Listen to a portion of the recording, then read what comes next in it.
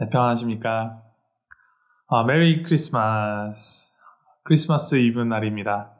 성탄절을 하루 앞둔 오늘 저녁 함께 말씀을 통하여서 성탄의 의미를 한번 되새겨보고 우리가 예수님의 탄생을 왜 기뻐해야 하는가에 대해서 묵상함으로 은혜 누리는 시간 되기를 소망합니다. 오늘 하나님께서 주신 말씀은 이사야서 11장 1절부터 9절 말씀입니다. 이사야서 11장 1절부터 9절 말씀 제가 읽어드립니다. 이새의 줄기에서 한 싹이 나며 그 뿌리에서 한 가지가 나서 결실할 것이요. 그의 위에 여호와의 영, 곧 지혜와 총명의 영이요, 모략과 재능의 영이요, 지식과 여호와를 경외하는 영이 강림하시리니 그가 여호와를 경외함으로 즐거움을 삼을 것이며 그의 눈에 보이는 대로 심판하지 아니하며 그의 귀에 들리는 대로 판단하지 아니하며 공의로 가난한 자를 심판하며 정직으로 세상의 겸손한 자를 판단할 것이며 그의 입에 막대기로 세상을 치며 그의 입술의 기운으로 악인을 죽일 것이며 공의로 그의 허리띠를 삼으며 성실로 그의 몸에 띠를 삼으리라. 그때에 이리가 어린 양과 함께 살며 표범이 어린 염소와 함께 누우며 송아지와 어린 사자와 살진 짐승이 함께 있어 어린아이에게 끌리며 암소와 곰이 함께 먹으며 그것들의 새끼가 함께 엎드리며 사자가 소처럼 풀을 먹을 것이며 젖 먹는 아이가 독사의 구멍에서 장난하며 젖된 어린아이가 독사의 굴에 손을 넣을 것이라.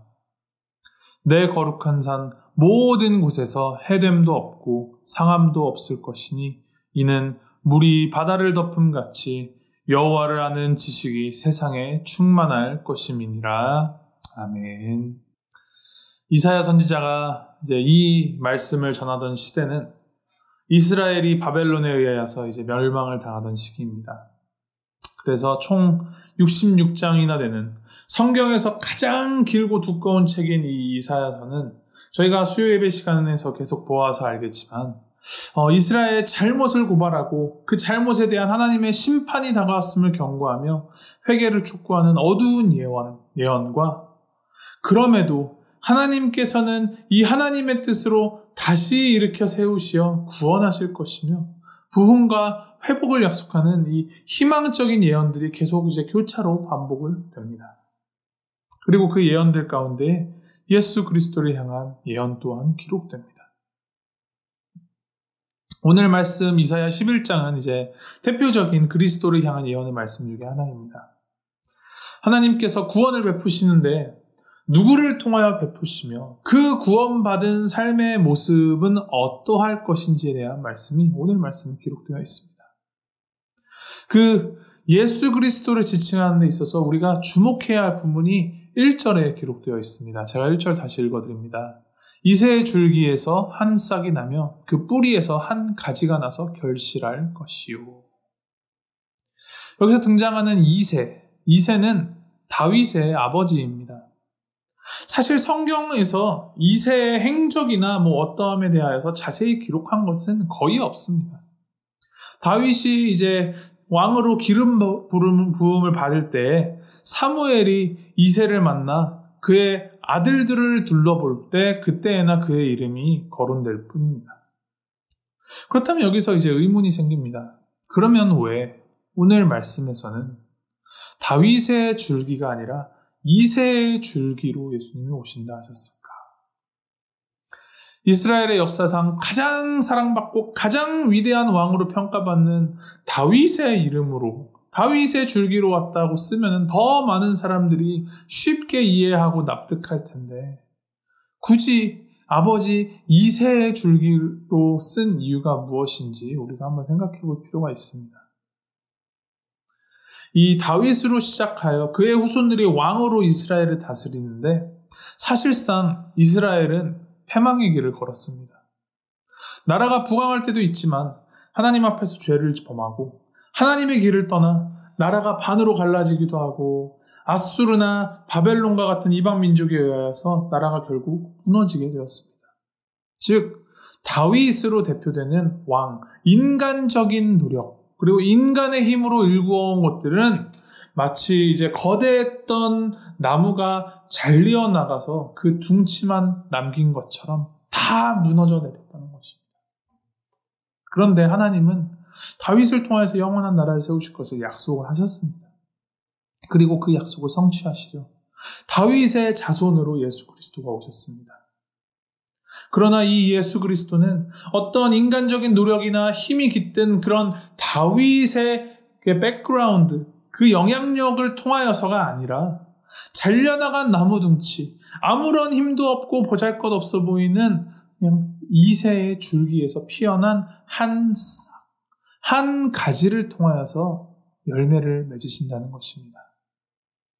인간의 힘으로는 완전히 실패한 하나님을 기뻐하고 하나님께 영광 돌리는 그 일을 예수 그리스도를 통하여서 이루시는데 다윗과 맺으셨던 약속을 성취하시는 동시에 다 무너지고 아무것도 없어 보이는 그 죽어있는 듯하고 아무도 알아주지 않는 그 작은 줄기, 작은 싹, 작은 뿌리에서부터 인류 구원이라는 놀라운 열매를 맺어가시는 분이 우리 하나님이시다라는 것.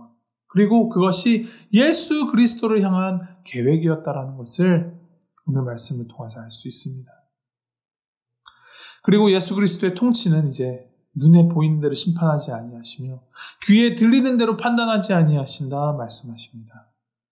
공의로, 정직으로, 성실로 하나님의 말씀이 그 심판의 기준이 되어 온 세상을 통치하시고 다스리실 것이라 이야기합니다.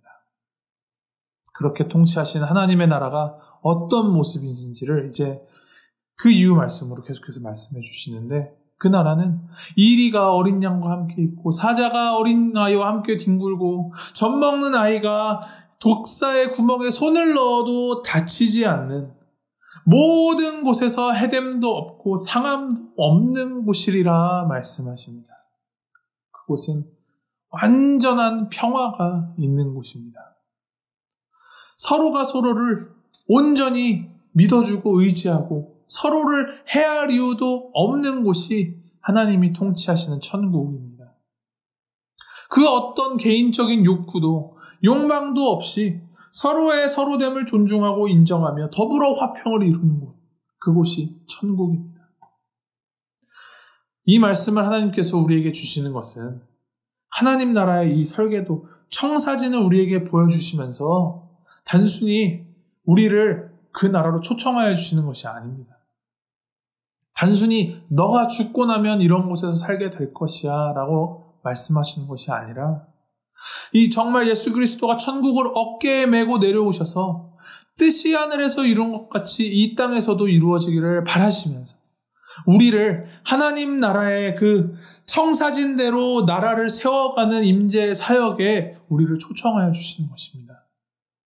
즉 예수님을 믿는다라는 것은 나는 천국행 티켓 받았으니 나는 이제 이 땅에서 아무렇게나 내 맘대로 살다가 나중에 그 나라 가면 된다가 아니라 이 천국을 이 땅 가운데 이루어 나가는 그 사명에 우리가 참여하였으니 우리가 이 땅에서 살아가면서 예수님의 뜻 따라서 주님의 그 통치 방식에 따라서 내가 인정하고 따라 살아가겠다, 순종하겠다라는 믿음의 고백을 하는 것이 그리스도인으로 살아간다는 것입니다.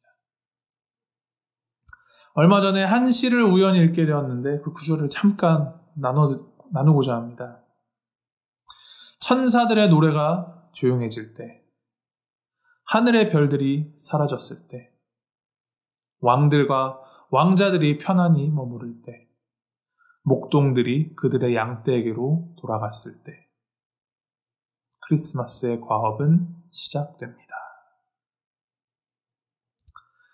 성탄의 계절, 1년 중 가장 기쁘고 행복한 계절이라고 합니다.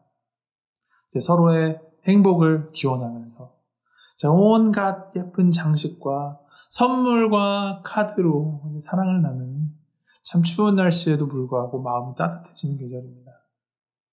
잊지 말아야 할 것은 예수님이 이 땅에 인간의 몸을 입고 오신 이 성육신, 이것은 우리가 사랑하는 사람들끼리 하하호호 즐겁게 즐기라고 오신 것이 아니라는 사실입니다.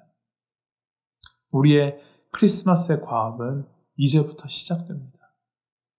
더 많은 사람들에게 하나님의 은혜를 나누고 하나님의 공의와 사랑을 실천하며 우리가 맞잡고 살아가는 그 세상의 한켠 한켠에 하나님의 사랑을 전함으로 하나님을 아는 지식으로 이 세상을 물들여 갈 때 그렇게 하나님을 아는 지식이 물이 바다 덮음같이 온 세상에 충만하여졌을 때 우리가 하나님의 뜻을 이루면서 천국을 세워가면서 살아가는 것입니다.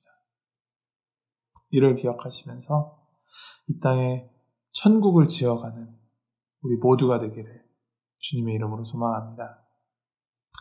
우리 함께 기도하시겠습니다. 하나님 아버지, 우리를 위하여서 이 땅에 오신 예수님을 기념하며 함께 기뻐하고 감사할 수 있게 하시니 주님 감사드립니다.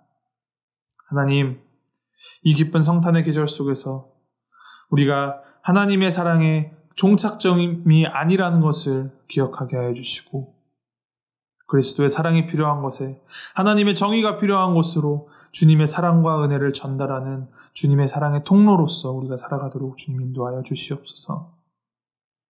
우리가 보기에 다 무너진 희망 없어 보이는 곳에서도 하나님께서는 놀라운 역사를 이루어 가심을 믿으며 내가 가진 것들, 내가 처한 상황들 가운데 주님을 제한하지 않게 하여 주시고 이를 통하여서도 놀라운 구원의 역사를 이루어 가실 하나님을 의지하며 우리 가운데 임하실 그 주님의 온전한 완전한 평화를 전하고 그 평화를 이루면서 살아가는 우리가 되도록 주님 우리와 함께하여 주시옵소서. 이 모든 말씀 우리와 세상 끝날까지 함께하겠다 약속하신 임마누엘 우리 주 예수 그리스도의 이름으로 기도하였습니다. 아멘.